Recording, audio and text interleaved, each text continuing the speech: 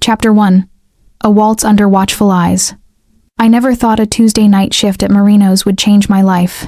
The restaurant hummed with its usual evening crowd: couples sharing tiramisu, businessmen nursing espressos, families celebrating birthdays with too much wine and laughter.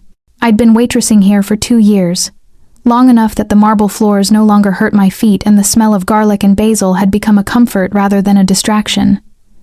That's when I saw him, a boy, maybe 7 or 8, sat alone at table 12 near the back corner.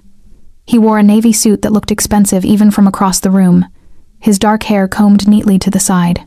But it was his eyes that caught me, deep brown, and impossibly sad for someone so young.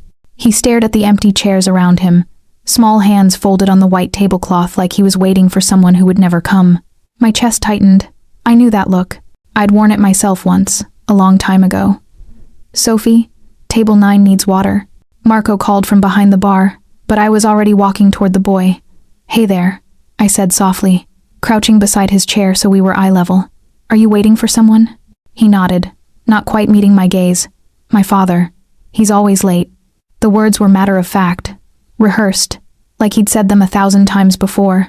No anger, no disappointment, just acceptance of something a child should never have to accept. "Well," I said, glancing at the small speaker in the corner, where Dean Martin crooned about Amor. "While you wait, would you like to dance?" His eyes finally lifted to mine, wide with surprise. "Dance? Sure. I'm on my break anyway, and this is a great song." I extended my hand. "I'm Sophie." He hesitated, then placed his small palm in mine. "Luca." I led him to the small clearing between tables, ignoring the curious glances from other diners. His hand was warm in mine, and when I showed him how to place his other hand on my waist properly, like a little gentleman, he followed with careful precision. We swayed to the music, his steps uncertain at first, then gaining confidence. A smile broke across his face, transforming him completely. He laughed when I spun him under my arm, the sound pure and bright in the dimly lit restaurant. "My mama used to dance with me," he said quietly as the song shifted to something slower, "before she went away." "I bet she was a beautiful dancer," I replied, my throat tight. "She was beautiful at everything." His voice carried the weight of loss no child should know. "Father says I shouldn't talk about her. He says it makes him—" He stopped abruptly, his gaze fixed on something behind me. The air in the restaurant changed. I felt it before I understood it, a shift in pressure, like storm clouds rolling in. Conversations didn't stop exactly, but they softened, grew cautious.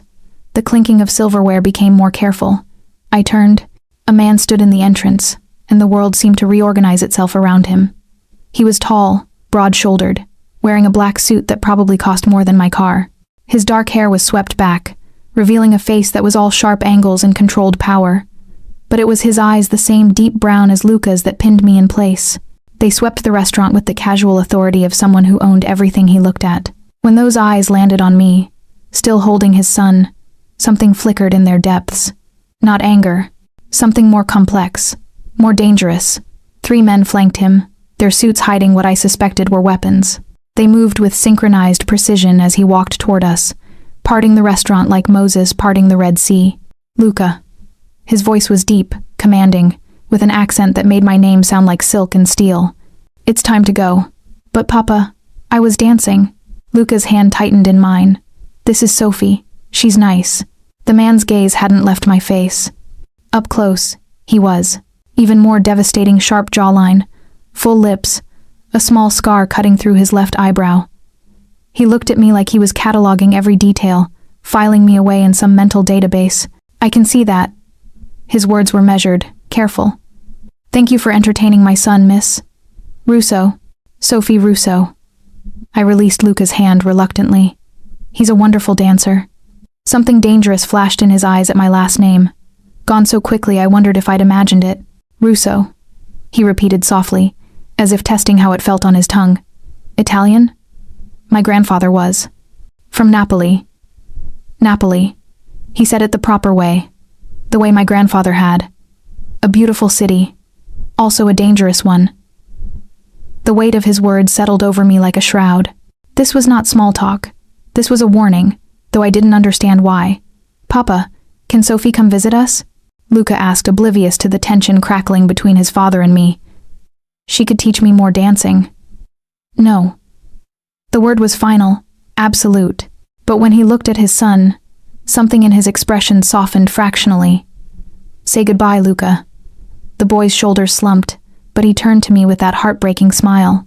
Goodbye, Sophie. Thank you for dancing with me. Anytime, Luca. I meant it.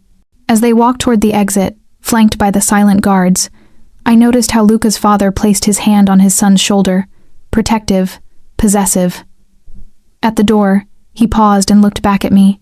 Our eyes locked across the restaurant, and in that moment, I felt something shift in my chest. Recognition of something I couldn't name. Then they were gone, swallowed by the night and the fleet of black SUVs waiting outside. Holy shit, Sophie. Marco appeared at my elbow, his face pale. Do you know who that was? Luca's father? That was Dante Caruso.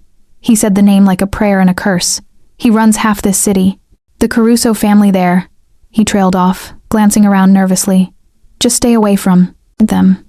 From him. But even as Marco walked away, even as I returned to my tables with shaking hands, I knew it was already too late. Because Dante Caruso was still looking at me through the window of his SUV as it pulled away from the curb. And in his hand, I saw him slip something to one of his men. A phone, maybe, or a piece of paper. Whatever it was, I had the sinking feeling it had something to do with me. Chapter 2. When Your Name Becomes a Weapon. The envelope arrived 3 days later. I was opening the restaurant for the morning shift, fighting with the old lock that always stuck when it rained, when I noticed it wedged between the door and the frame. Thick cream paper, no postage, no return address. Just my name written in elegant script across the front. Sophie Russo. My hands trembled as I opened it. Inside was a single card, embossed with a crest I didn't recognize, a lion and a serpent intertwined.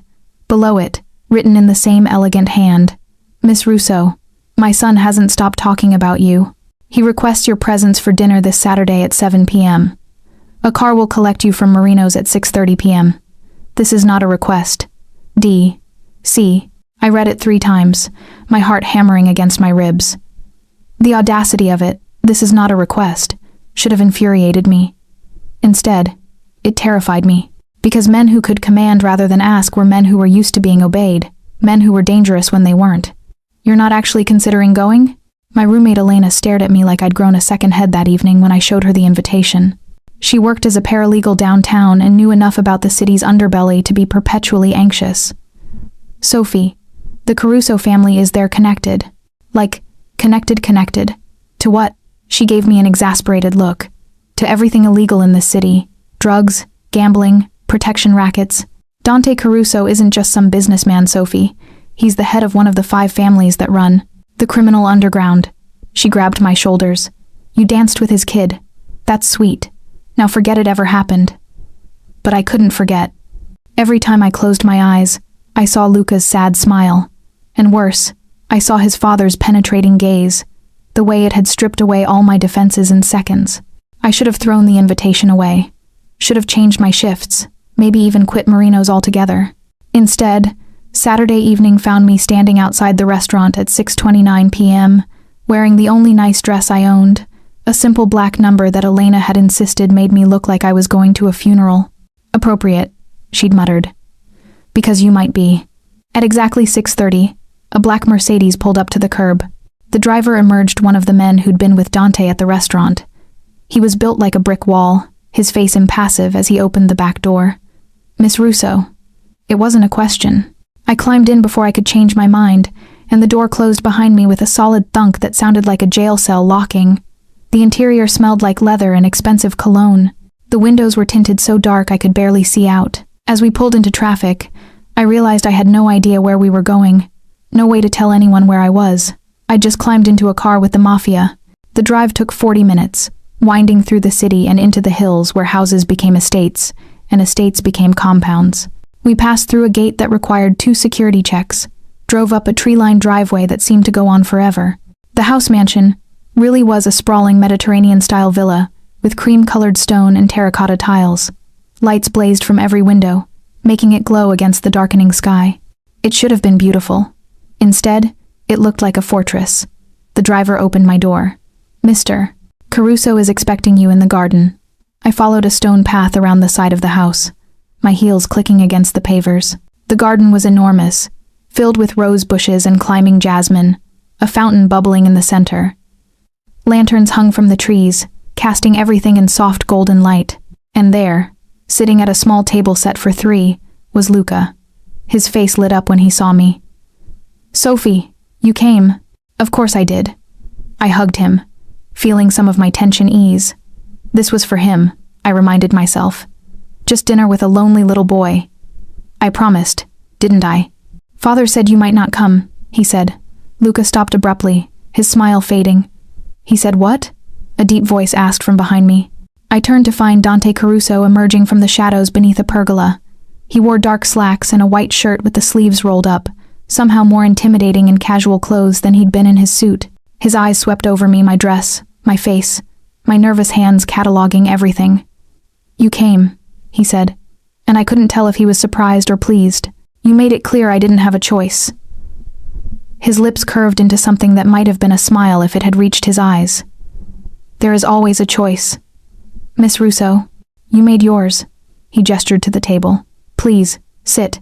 Luca has been counting the minutes. Dinner was surreal. We ate pasta that tasted like heaven, drank wine that probably cost more than my monthly rent, and talked about everything except why I was really there. Luca dominated the conversation, telling me about his school, his tutors, the dog he wanted but wasn't allowed to have. "Father says pets are vulnerabilities," Luca said matter-of-factly. "People can hurt them to hurt you." The casual way he said it made my stomach turn. What kind of life was this child living, where love was measured in potential weaknesses? Dante said little, but I felt his attention on me constantly. When I laughed at Luca's jokes, when I helped him cut his chicken, when I wiped sauce from his chin with my napkin, those dark eyes missed nothing. Finally, Luca yawned, fighting to keep his eyes open. "Time for bed," Dante said gently. To my surprise, his voice held real affection. "Say goodnight to Miss Russo. Will you come back?"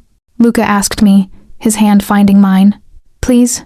I looked at Dante, found him watching us with an expression I couldn't read. "That's up to your father." "She'll come back," Dante said quietly. Then, to Luca, "Go on. Maria is waiting to help you get ready." After Luca reluctantly disappeared into the house, Dante poured more wine into my glass.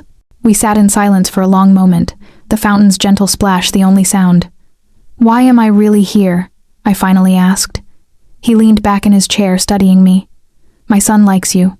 He hasn't smiled like that since his mother died. I'm sorry for your loss. Don't be. She's not dead, just gone." His voice was flat, emotionless. "She decided motherhood and me weren't what she wanted, so she left. 3 years ago. The admission hung between us, raw and unexpected. Luca doesn't know the truth," he continued. "He thinks she went away for work. It's easier for him to believe she'll come back someday than to know she chose to abandon him." My heart broke for that little boy upstairs. "Why are you telling me this?" "Because you need to understand what you're walking into if you agree to see him again." Dante's eyes pinned me in place. "My son will get attached to you, Miss Russo. And when he gets attached, so do I. Once you're part of our lives, leaving becomes complicated." "That sounds like a threat." "It's a warning." He stood, moving to the edge of the fountain. The lantern light cast shadows across his face, making him look like something from a Renaissance painting, beautiful and terrible. "I know everything about you, Sophie. Where you live, where you work, where your family is buried. Your grandfather, Angelo Russo, ran with the Vitale family 40 years ago. Did you know that?" The blood drained from my face. "What?" "He was a good soldier. Loyal, until he wasn't." Dante turned to face me. "He testified against them, went into witness protection with your grandmother. They changed their names, started over. But the old families don't forget, Sophie. We have long memories." I stood on shaking legs. "Are you saying—" "I'm saying your name means something in my world. And now that you've danced with my son, now that you've sat at my table, you mean something too." He took a step closer. "So I'll ask you again. Do you want to leave, or do you want to stay?" I should have run. Should have demanded he take me home immediately and never contact me again. But when I looked up at the house, I saw Luca watching from a window, his small face pressed against the glass. Hoping, waiting. And when I looked back at Dante, I saw something else. Something desperate beneath the dangerous exterior. A father who would do anything to make his son happy, even invite a stranger into their fortress. I'll come back, I whispered. For Luca. Dante's expression didn't change, but something flickered in his eyes. For Luca, he repeated. Of course. He walked me to the car, his hand resting at the small of my back, protective or possessive. I couldn't tell. Before I climbed in, he caught my wrist gently. Sophie. My name on his lips sounded like a promise and a threat. Thank you. For tonight. For my son. Then he released me, and I fled into the safety of the Mercedes. But as we drove away, I looked back to see him still standing there, watching until we disappeared from sight. And I knew, with absolute certainty, that I'd just made a deal with the devil. Chapter 3. Between safety and surrender. The visits became routine.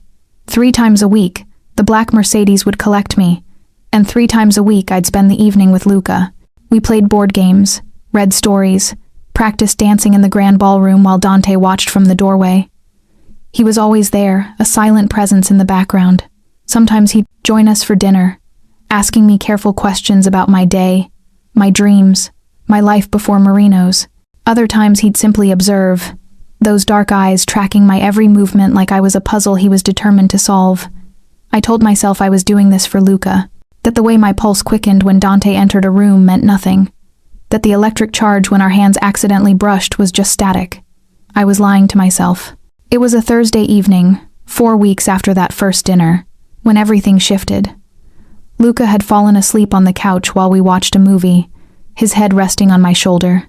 I'd been gently stroking his hair, lost in thought, when I felt Dante's presence behind us. He trusts you, he said softly. Completely. I looked up to find him standing there with an expression I'd never seen before, unguarded, vulnerable. In the flickering light from the television, he looked younger, less like the dangerous man I knew he was. He's easy to love, I replied, then immediately regretted the word. Love. Dante's jaw tightened. Let me take him upstairs, then we should talk. He scooped Luca up with a gentleness that made my chest ache, carrying his son like he was made of glass. I waited in the living room, my heart hammering, wondering what we should talk meant. When Dante returned, he'd shed his suit jacket.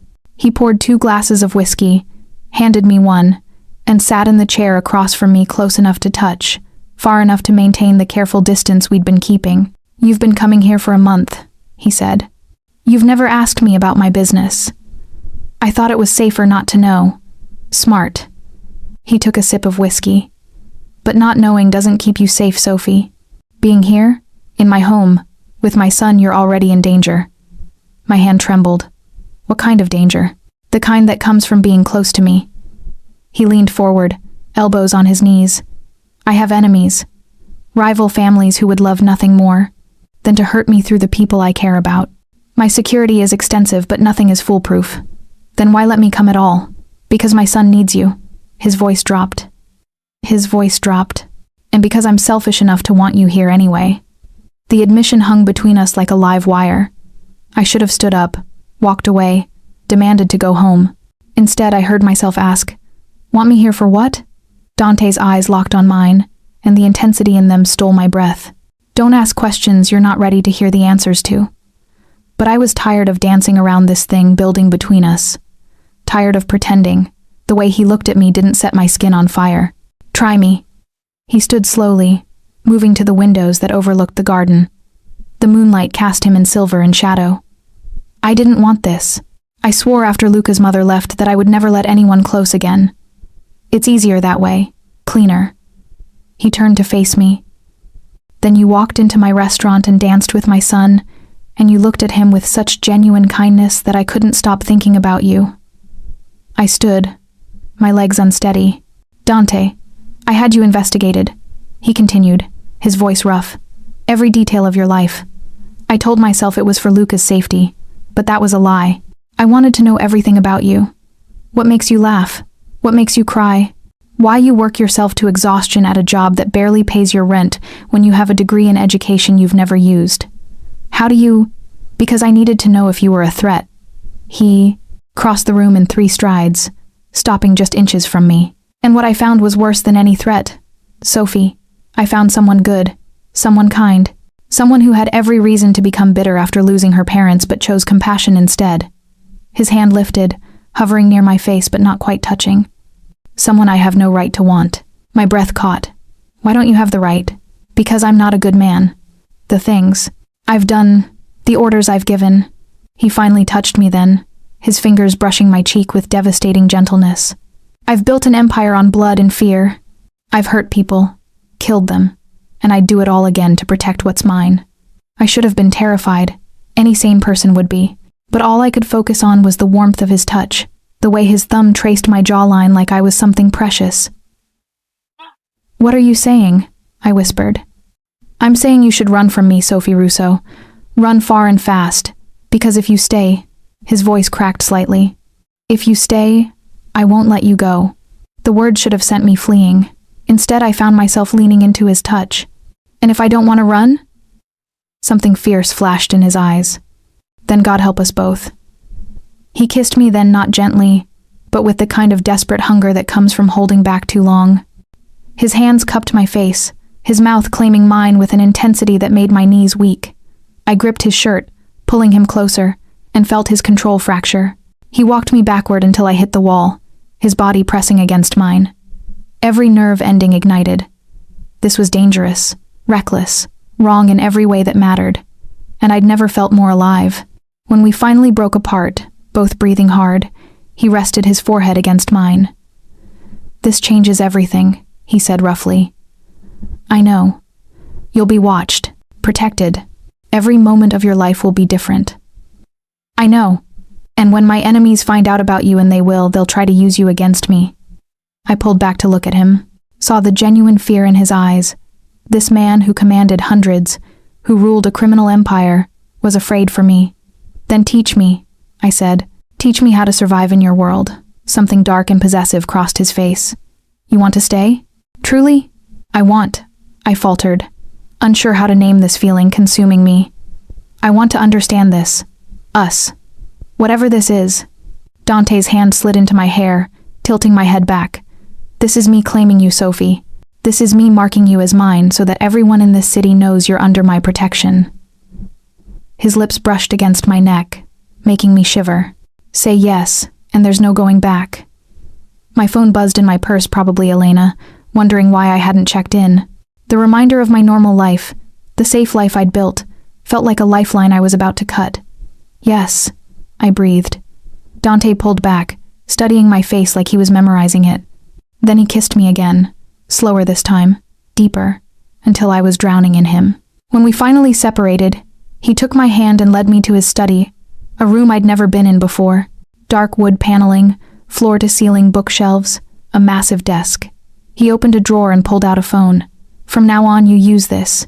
Encrypted. Secure." He handed it to me. "And you take one of my men with you everywhere. No arguments." "Dante, that's all non-negotiable." His voice hardened into the tone I recognized from when he dealt with his associates. "You're mine now, which makes you a target. I won't negotiate with your safety." The possessiveness should have rankled. Instead, it sent heat pooling in my stomach. "Okay," I agreed, "but I have conditions too." His eyebrow arched. "Conditions? You tell me the truth. About your business, about the danger, about everything. No more secrets." He considered this, then nodded slowly. "Agreed, though you may come to regret that request. And," I continued, gathering courage, "I want to keep working at Marino's, keep my apartment, keep some piece of my old life. Sophie, I mean it. If I'm going to do this, I need to do it on my terms. I won't be kept like some bird in a gilded cage." A muscle ticked in his jaw, but finally he nodded. "For now. But if the danger escalates, all bets are off." We stood there in his study, the weight of what we'd just agreed to settling over us. I'd just signed up for a life I couldn't fully understand, tying myself to a man who'd admitted to being a killer. And yet, when he pulled me close again, when his lips found mine in the quiet darkness, I knew I'd made my choice. I was his now. Whatever came next, we'd face it together. Chapter 4. The Price of Protection. My new shadow arrived at Marino's the next morning. His name was Matteo, early 30s, built like he ate steel for breakfast, with a scar running along his jawline that suggested he'd survived worse than most people could imagine. He wore a suit that barely concealed the gun at his hip, and stood near the door with the kind of alert stillness that made customers nervous. This is insane, Marco hissed as we prepped the coffee station. You have a bodyguard? Sophie, what did you get yourself into? It's complicated. Complicated as forgetting someone's birthday. He gestured frantically at Matteo. This is Mafia movie territory. Please tell me you're not actually dating Dante Caruso. The memory of last night's kiss burned through me. I said it's complicated. Marco looked like he might cry. You're going to get us all killed. But as the day progressed, I started to understand why Dante had insisted on protection. Matteo intercepted 2 men who came in asking questions about me, casual inquiries disguised as friendly interest. Where did I live? Was I seeing anyone? Did I always work this shift? Matteo dealt with them quietly, efficiently, and they left without ordering anything. Who were they? I asked during my break. Vitali family, scouts. Matteo's expression remained impassive. Word's gotten around that the boss has taken an interest in you. Other families are curious. Curious enough to ask questions at my job?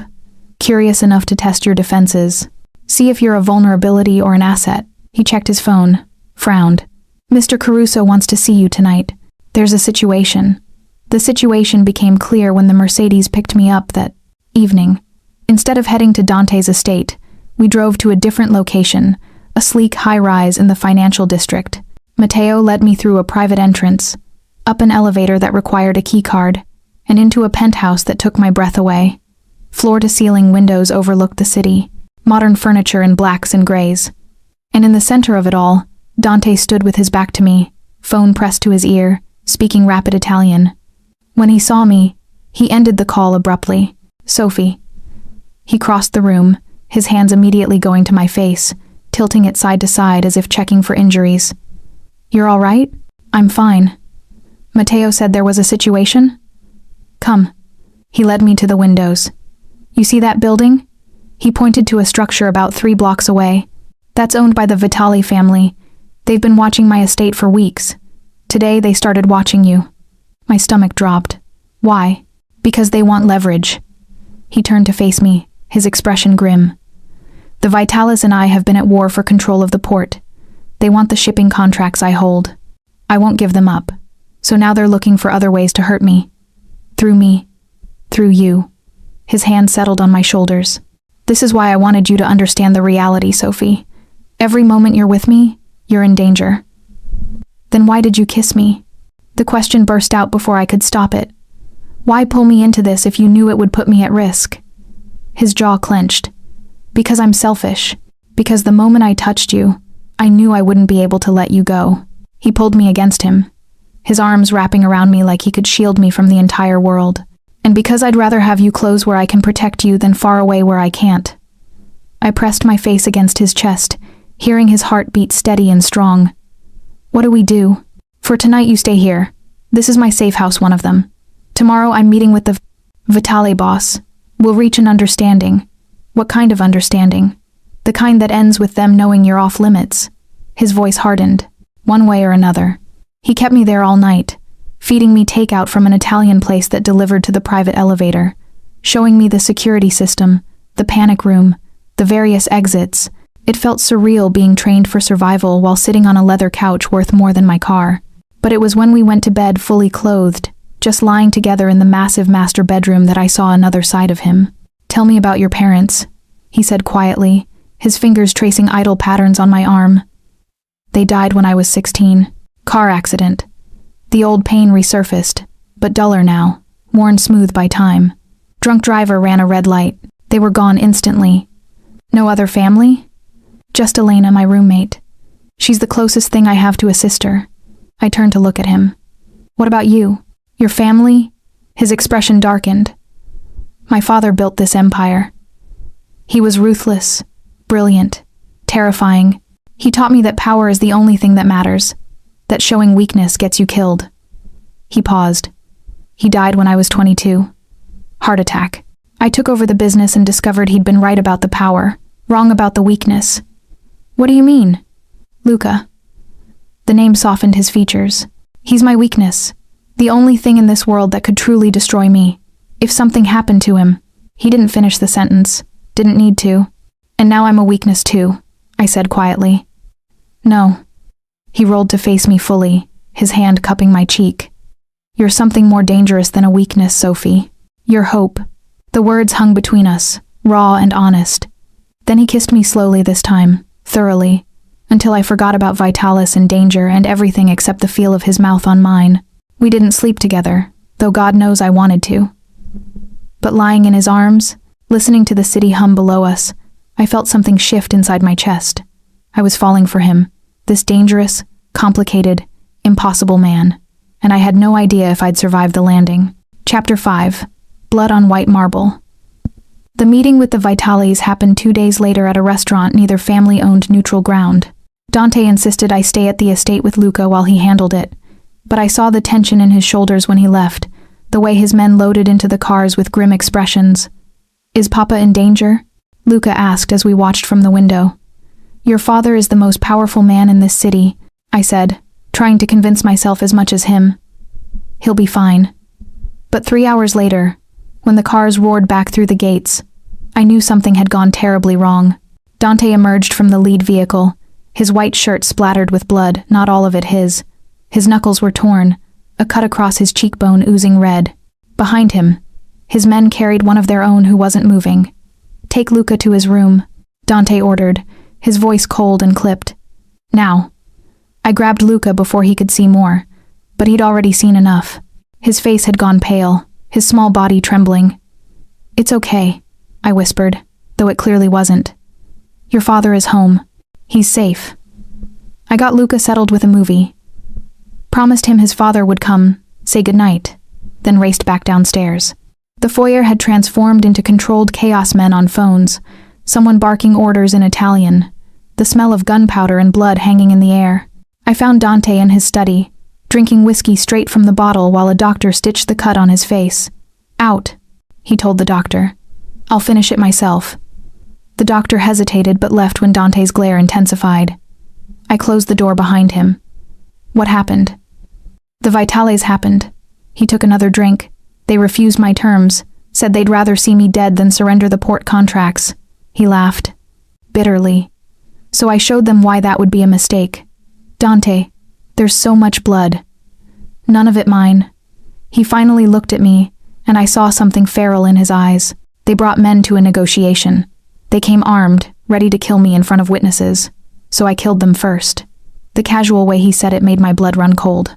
How many? 3. Maybe 4. I stopped counting. He stood, swaying slightly. This is what I am, Sophie. This is what you signed up for.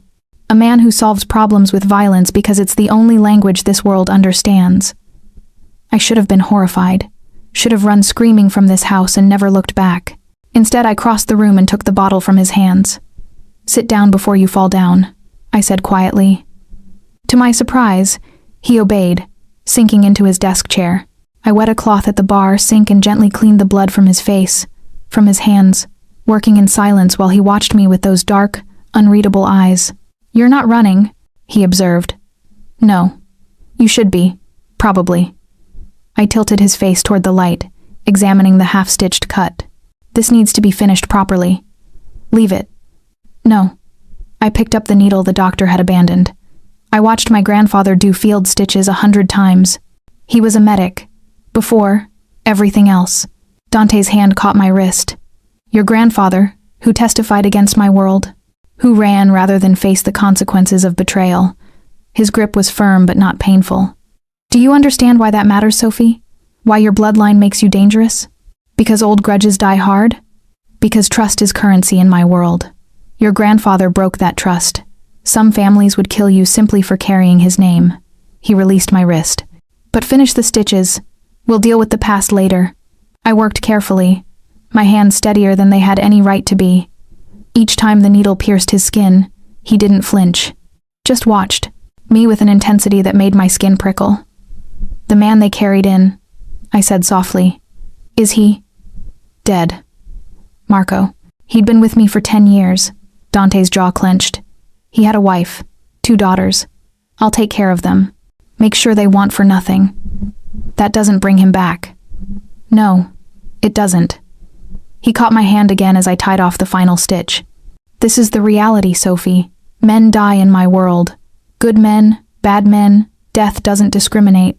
And the more you care about someone, the more it destroys you when they fall.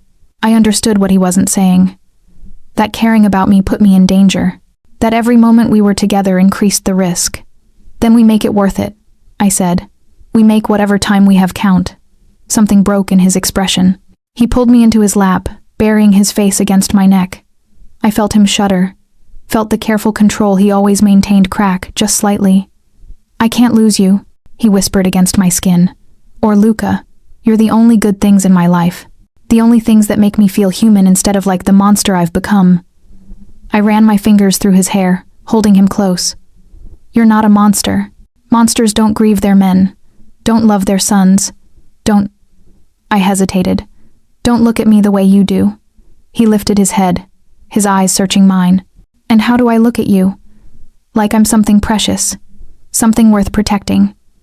I traced the line of his jaw, careful to avoid the fresh stitches. Like I could save you from yourself. You already have.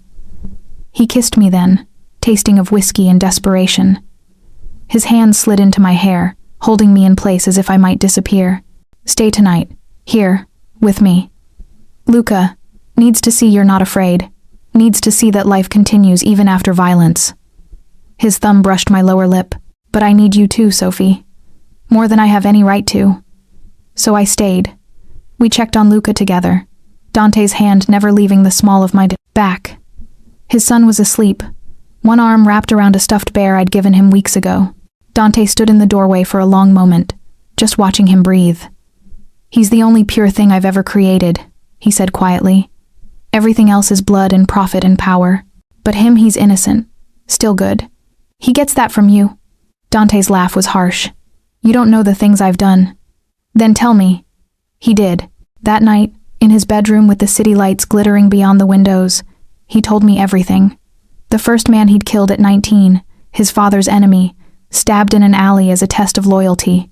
The territories he'd conquered through intimidation and violence, the bribes he'd paid, the judges he owned, the politicians in his pocket. He painted himself as a villain, voice flat and emotionless, like he was reciting someone else's sins. But I heard the self-loathing underneath, the weight of every choice that had led him here. Do you want me to be horrified? I asked when he finally fell silent. I want you to understand what you've tied yourself to. I took his face in my hands, forcing him to look at me. I understand that you're a man who does terrible things to protect the people he loves. I understand that you live in a world where violence is survival. And I understand, I kissed him softly, that you hate yourself for it more than anyone else ever could. Sophie, I see you, Dante. Not just the monster. Not just the crime lord.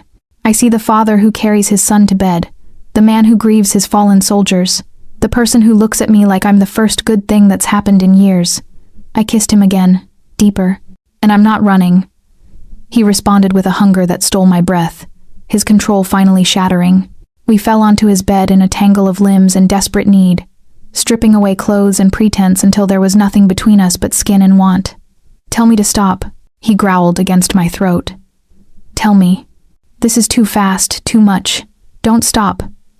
I pulled him closer, arching into his touch. Don't you dare stop. So he didn't. He claimed me slowly, thoroughly, until I forgot my own name, and knew only his. Every touch was reverent and possessive, marking me as his in ways that had nothing to do with danger, and everything to do with the connection burning between us.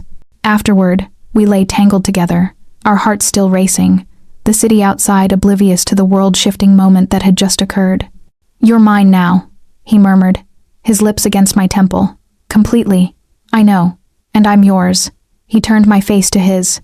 That's more dangerous than you realize. Because there's nothing I won't do to keep you safe. No line I won't cross. I believed him. And terrifyingly, I realized I'd crossed those same lines for him. We'd become each other's salvation and damnation. And there was no going back now. Chapter 6. The Photograph. I woke to sunlight streaming through unfamiliar windows and the smell of coffee. For a moment, I forgot where I was. Then I felt Dante's arm around my waist, his body warm against my back, and everything came rushing back. Last night, the blood, the confession, the way he'd touched me like I was both salvation and sin.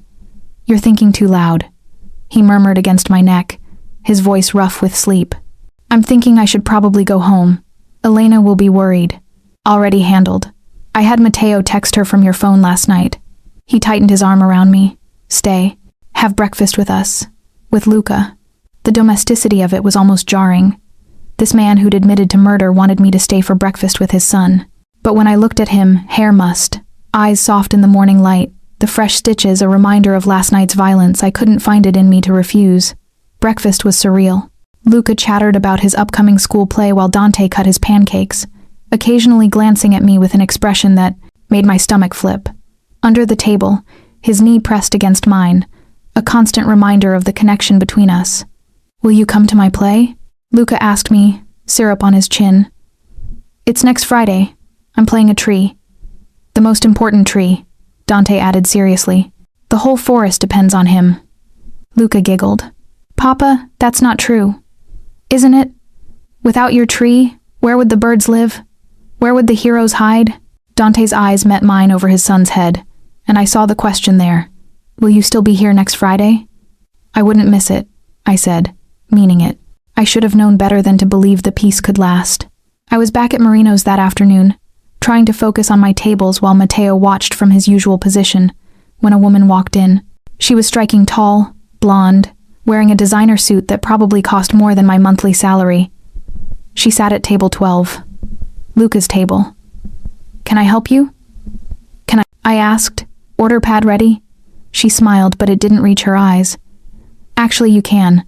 I'm here to talk about Dante Caruso. My blood ran cold. I'm working. If you want to order, I know what you are to him. She slid a manila envelope across the table. And I know what he hasn't told you. Matteo was already moving toward us, his hand inside his jacket, but the woman held up her hands in a gesture of peace. I'm not here to threaten, just to enlighten. She stood. Look at the photographs, Sophie Russo. Then ask yourself if you really know the man you're sleeping with.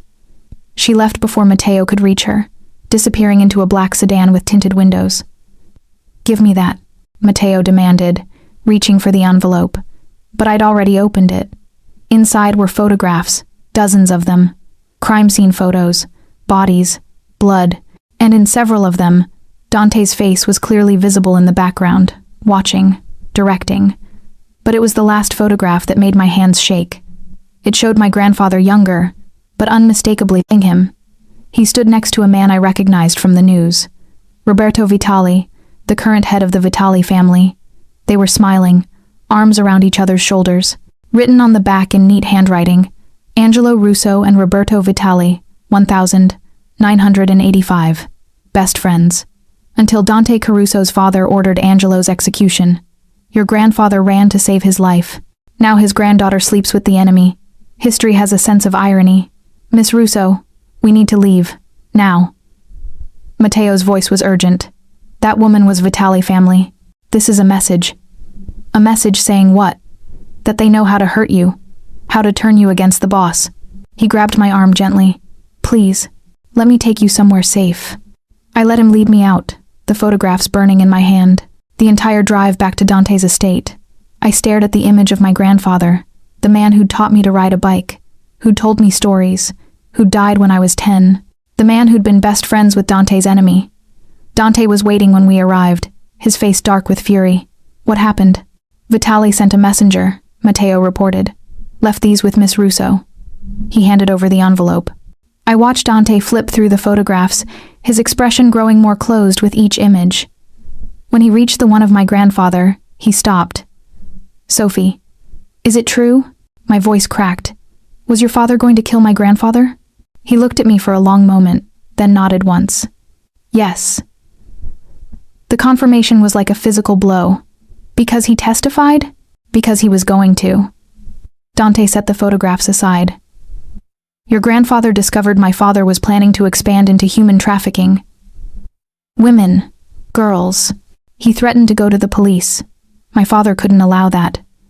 So he ordered him killed. Yes, but your grandfather ran before my father could act.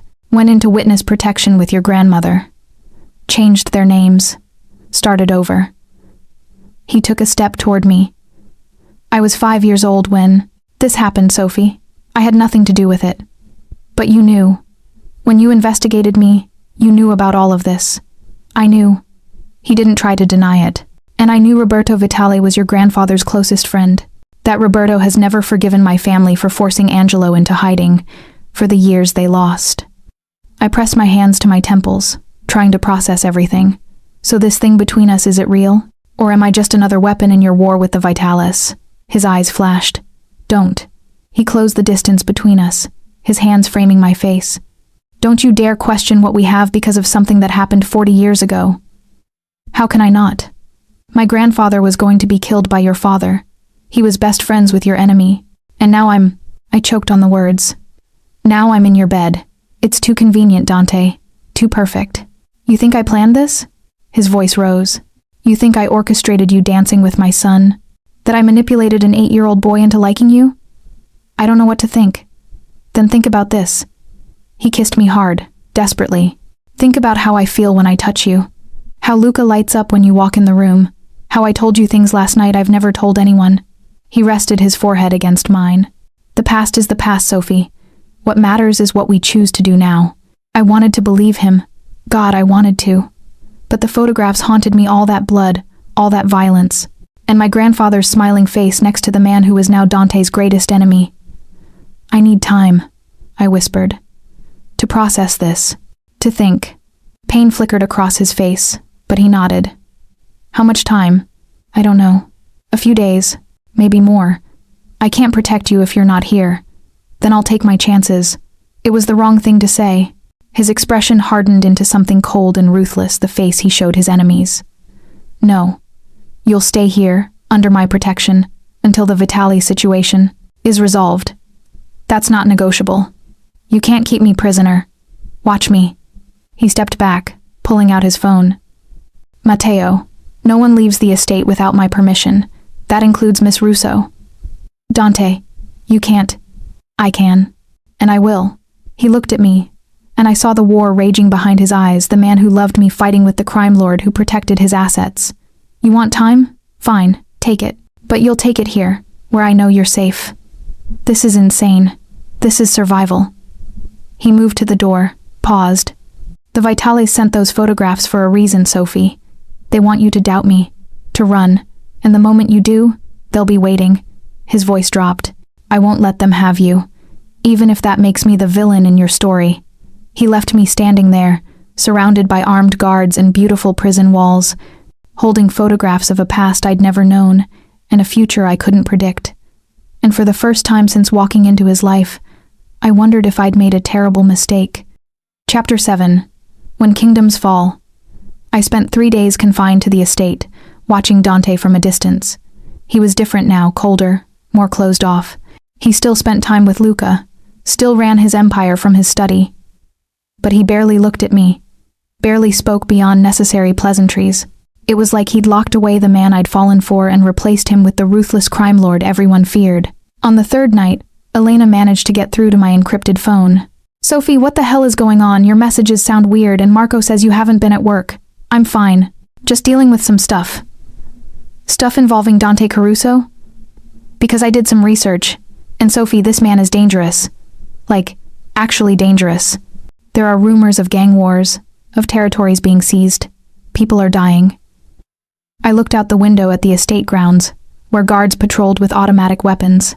I know who he is. Then why are you still there? Because I love him. The thought crashed through me with devastating clarity. Somewhere between dancing with his son and letting him into my bed, I'd fallen completely, irrevocably in love with a man who might be my grandfather's worst nightmare. It's complicated, I said finally. Sophie, an explosion rocked the estate. The windows shattered inward. I hit the floor, glass raining around me, Elena's screams echoing through the phone.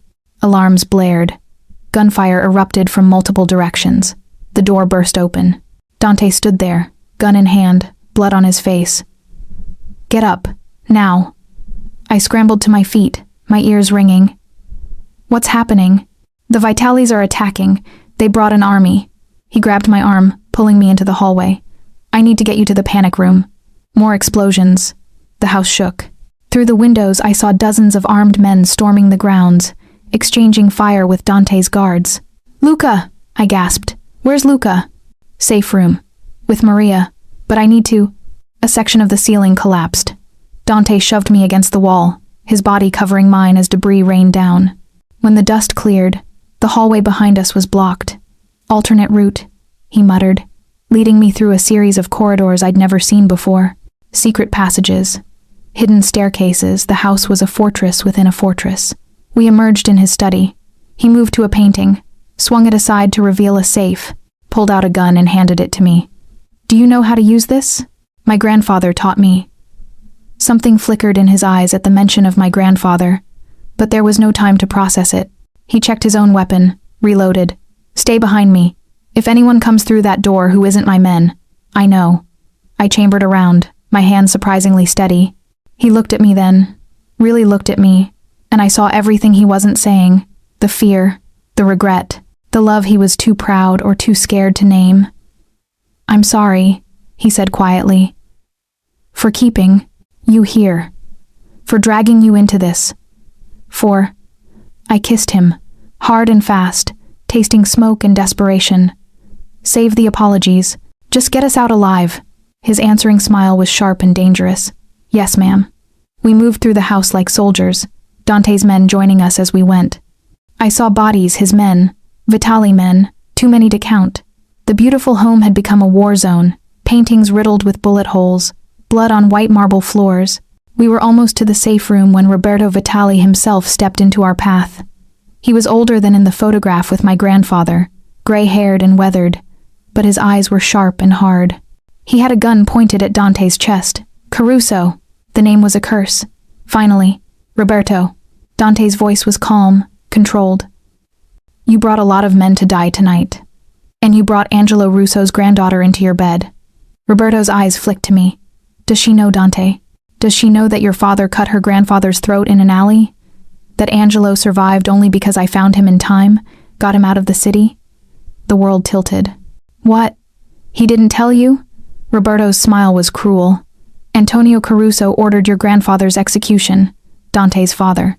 And when Angelo ran, Antonio killed your grandmother instead. Made sure Angelo knew what the cost of betrayal was. That's a lie, Dante said, but his voice wavered. Is it? Ask him yourself. Oh wait, you can't. Because you killed him. Roberto took a step forward. That's right, Sophie. Dante didn't just inherit his empire. He took it by killing his own father when he was 22. Suffocated him with a pillow because the old man was going soft, making bad deals. I looked at Dante, saw the truth in his eyes. You killed your father? He was dying anyway, Dante said flatly. Cancer. He had months, maybe weeks. And yes, I ended it. I took control before the family fractured, before our enemies could sense weakness. He turned back to Roberto. And I've made this empire stronger than he ever did. Removed the trafficking, the worst of the violence. Still built on blood and death, Roberto interrupted. Still the same monster wearing a different mask. He looked at me again. Your grandfather would be ashamed, girl. Ashamed that his blood is warming a Caruso's bed. Something in me snapped. All the confusion, the fear, the impossible situation, it crystallized into cold, clear fury. My grandfather, I said, raising my weapon, taught me to think for myself, to choose my own path. I stepped beside Dante, not behind him, and I choose this.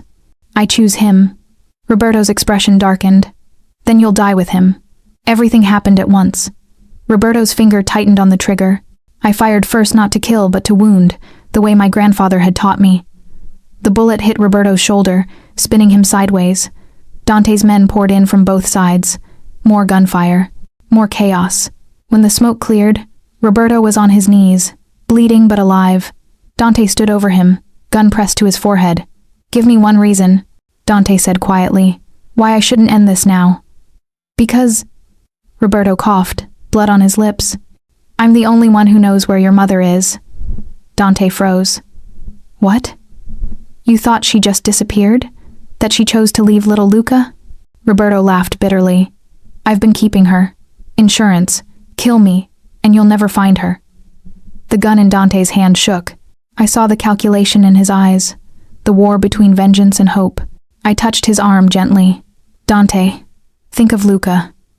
He closed his eyes, jaw clenched so tight I thought something might break. Then, slowly, He lowered the gun. "Take him," he ordered his men. "Lock him up. Get our best interrogator." He turned to me, his eyes haunted. "I need to check on Luca." We found his son in the safe room, terrified but unharmed. Luca threw himself at Dante, sobbing, and I watched this dangerous man crumble as he held his child. "I'm sorry," Dante whispered into his son's hair. "I'm so sorry." I knelt beside them, and Luca's arms reached for me too. We stayed like that, the three of us tangled together in the aftermath of violence, surrounded by steel walls and the promise of safety that felt impossibly fragile. Outside, the estate burned. The Vitali forces had retreated, leaving dozens dead on both sides. Dante's empire was still standing, but barely.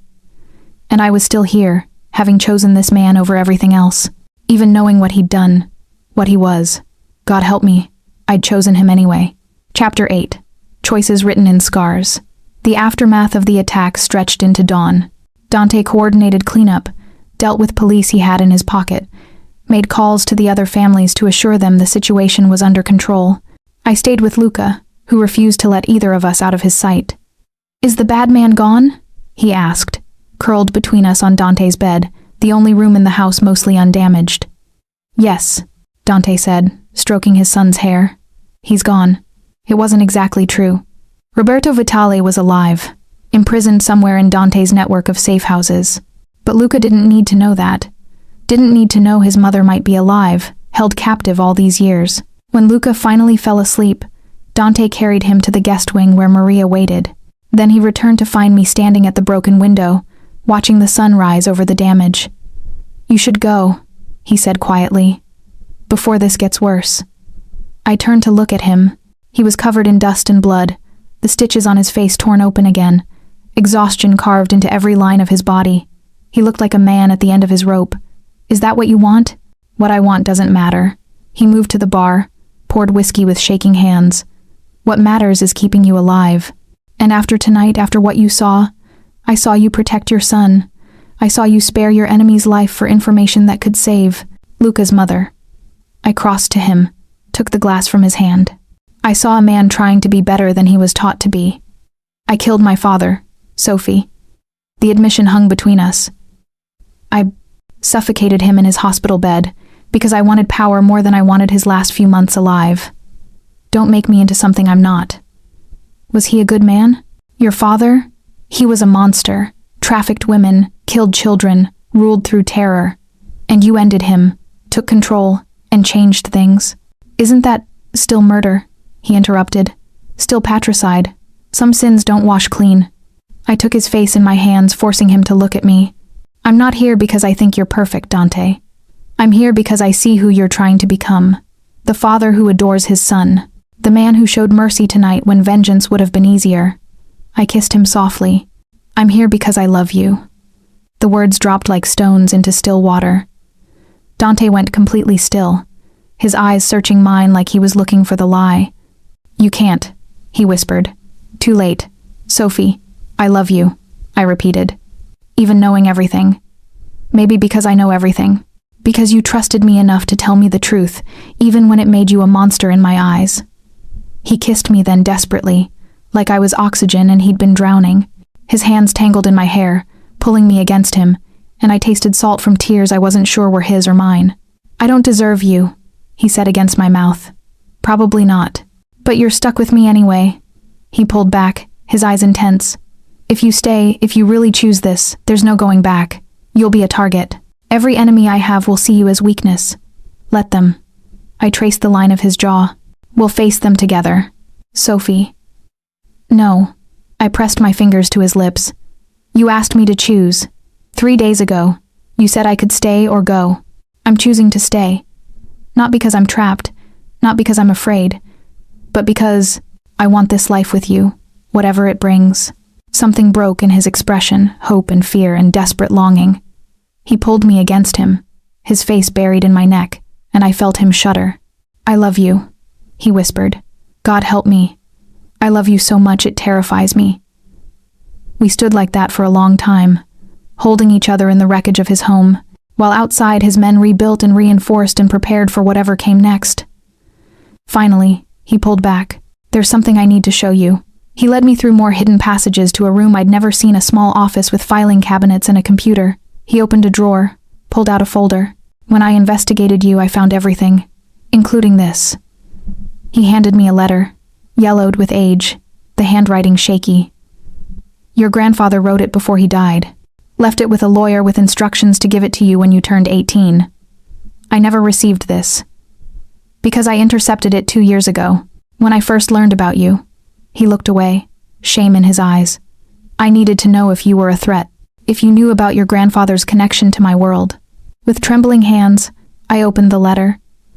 Dear Sophie, if you're reading this, I'm gone, and there are things you need to know about where you come from. I was not always the man you knew. I made mistakes, terrible mistakes that I spent my life trying to atone for. I was part of something dark and dangerous. I helped build an empire of violence, and when I tried to leave, they came for me. Antonio Caruso, Dante's father, ordered my death. I survived because Roberto Vitali saved me, got me and your grandmother out of the city. But your grandmother, she died because of me, because of choices I made. That's a burden I've carried every day. If you ever meet anyone from that world, if the past ever finds you, remember this. You are not your blood. You are not your history. You are the choices you make in the present. Choose kindness when you can. Choose love, even when it's terrifying. And choose to be better than I was. All my love. Nano tears streamed down my face as I read it twice, 3 times. My grandfather had known, had carried this weight alone, trying to protect me from a past I'd never even known existed. He would have hated me, Dante said quietly, for what my father did, for what I am. No, I looked up at him. He would have understood. He knew about choosing to be better, about carrying the weight of past sins. I touched his face, and I think he'd see what I see, a man trying to break the cycle. Dante pulled me against him, and we stayed like that while dawn broke fully over the city.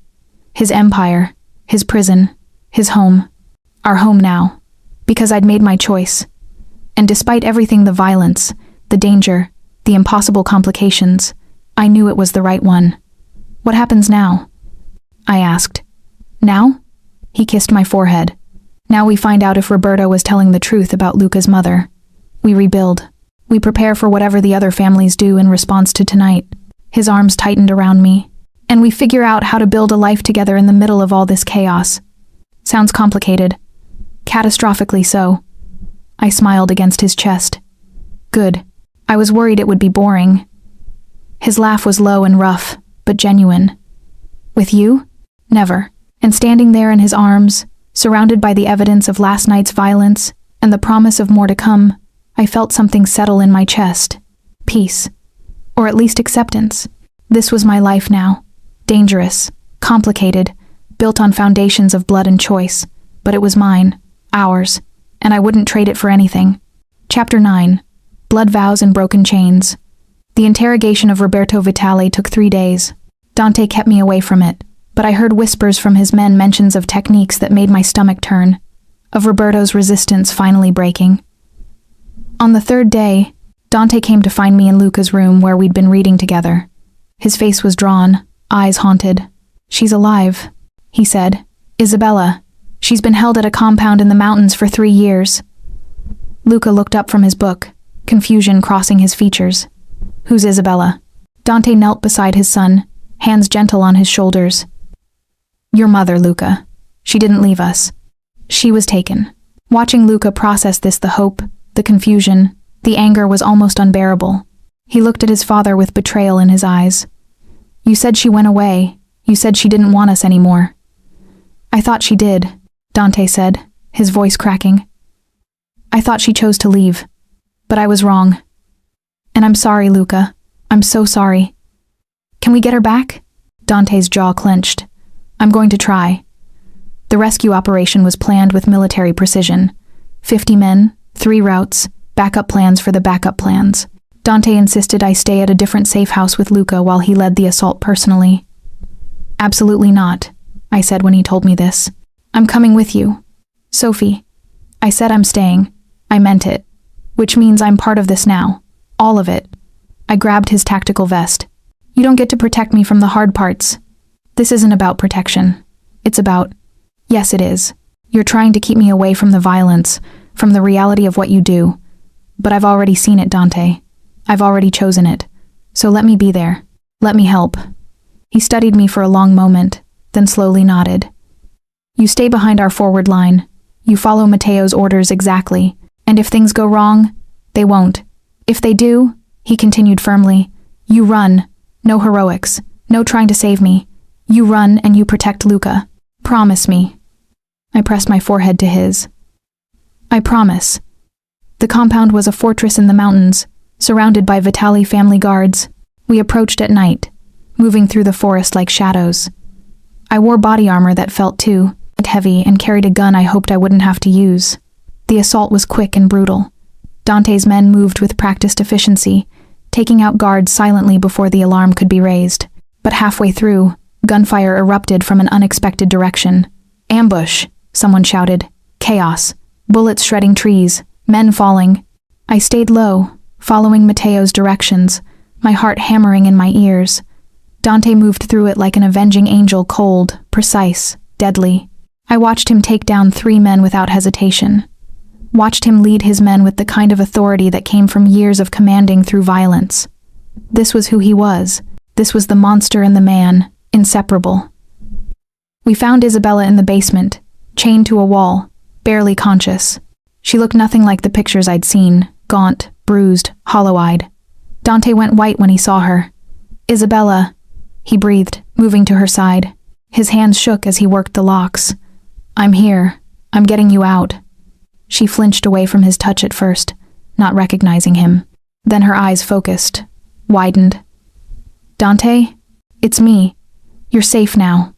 He caught her as the chains fell away, lifting her carefully. "I've got you. Luca," she whispered. "My baby. Is he? He's alive. He's safe. He's waiting for you." Dante's voice cracked. "I'm so sorry, Isabella. I should have looked harder. Should have known later," Matteo interrupted. "We need to move, now." The extraction was a nightmare. More Vitali forces converged on the compound. We had to fight our way out. Isabella barely conscious in Dante's arms. I fired my weapon twice, both times to save Matteo's life, both times hitting my targets. I'd crossed a line I couldn't uncross. But there was no time to think about it. We made it to the vehicles with casualties but alive. Dante held Isabella in the back of the SUV while a medic worked on her, murmuring reassurances I couldn't hear over the engine's roar. I watched him with her, and felt something complicated twist in my chest. This was his son's mother. The woman he'd married, made a life with. Whatever feelings he'd had for her, maybe still had, I couldn't compete with history.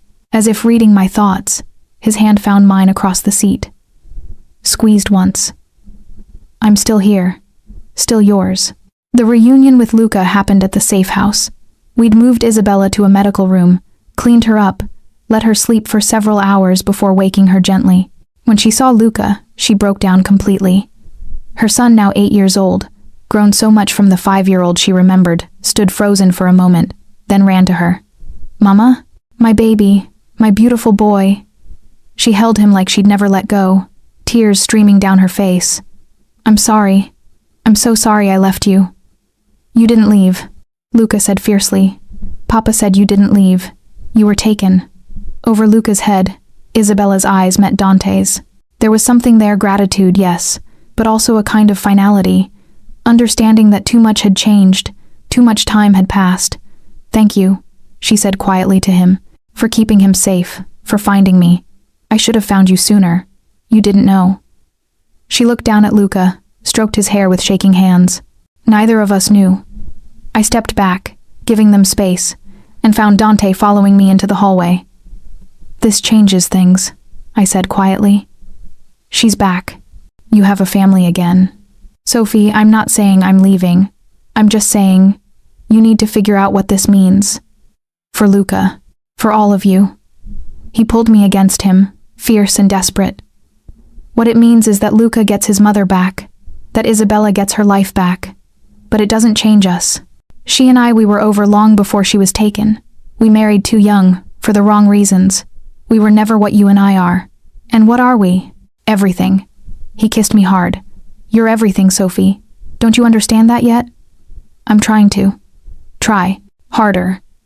his forehead pressed to mine. Because I'm not letting you go. Not for Isabella, not for the past, not for anything. You're mine, and I'm yours. That's all that matters. Chapter 10. Crown of Thorns and Roses. 3 months later, I stood in Dante's study, our study now reviewing security reports with Matteo. The estate had been rebuilt, stronger than before. The Vital family had fractured after Roberto's capture and subsequent cooperation, their territories divided among the remaining families. Dante's empire had emerged stronger, and I'd emerged changed. I carried a gun now, knew how to use it. I'd taken self-defense lessons, learned the protocols, memorized the safe routes. I'd become what I needed to be to survive in this world. But I'd also kept pieces of my old life. I still worked at Marino's 2 days a week with heavy security, over Dante's protests. Still saw Elena, though now our coffee dates included armed guards discreetly positioned nearby. Still tried to maintain some normalcy. Miss Russo? Matteo's voice pulled me from my thoughts. The documents you asked for. He handed me a folder information on a network of shelters I wanted to establish. Using Dante's resources, his connections, but putting them toward something good. Helping women escape dangerous situations. It was my compromise with the darkness find light wherever I could. Thank you. I glanced at the clock. Is he back yet? Just arrived. He's with Papa, Sophie. Luca's voice echoed through the house. I found them in the garden, Dante and Luca and Isabella, who'd been slowly recovering, slowly rebuilding her relationship with her son. She lived in a separate wing of the estate now, close enough to be part of Luca's life but maintaining clear boundaries. Sophie, look. Luca held up a sketch. Mama taught me to draw horses. That's beautiful. I ruffled his hair, met Isabella's eyes. We'd reached an understanding, she and I. She was Luca's mother. I was something else. The woman who'd helped save her, who loved her son, who'd chosen this family despite everything.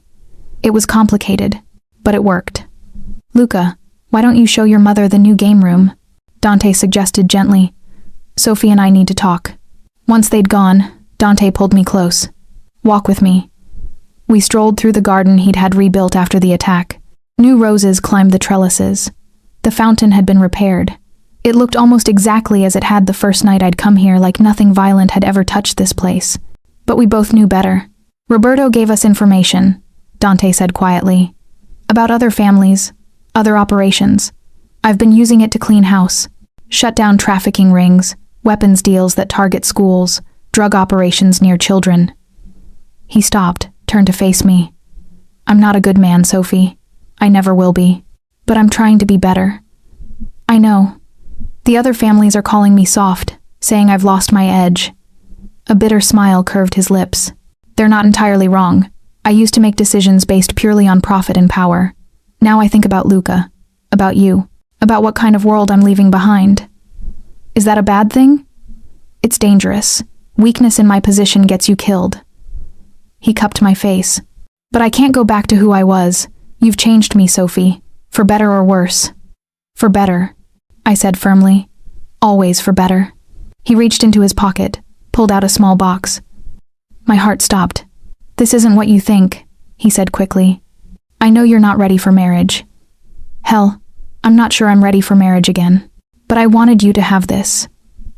He opened the box to reveal a ring, not a diamond, but a deep red ruby surrounded by black stones. It was my grandmother's. She wore it as a symbol of her place in the family, of her power. Dante, you're part of this family now, Sophie. Not as property, not as someone I'm keeping, but as my equal. My partner. He took the ring out, slid it onto my right hand. This means you're under my protection, yes, but it also means you have a voice, a say in how this empire runs. The other families will recognize this ring. They'll know you speak with my authority. I stared at the ring, at the way it caught the light. This is insane. Probably. He kissed my palm. But so is everything about us. So is the fact that you stayed after the attack, that you helped rescue Isabella, that you shot 2 men to protect my second in command. I haven't really processed that yet, I admitted quietly. I know, and we'll work through it together, just like we work through everything else. His arms came around me. I love you, Sophie Russo. And I want to build something new with you, something that acknowledges the darkness but reaches for light. I looked up at the estate, this fortress that had become home. Thought about Luca, who called me his special friend and held my hand during scary movies. About Isabella, who'd thanked me with tears in her eyes for not giving up on finding her. About Elena, who'd slowly, reluctantly accepted my choice, even as she worried constantly. About Dante, this impossible, dangerous, tender man who'd let me see every part of him, monster and savior, killer and father, enemy and lover. I love you too, I said, even when it's terrifying, even when I know this life will never be simple or safe. I choose this. I choose you. He kissed me there in the garden, soft and slow and full of promise. When we pulled apart, I saw something in his eyes I'd never seen before. Hope. Real, genuine hope. What are you thinking? I asked.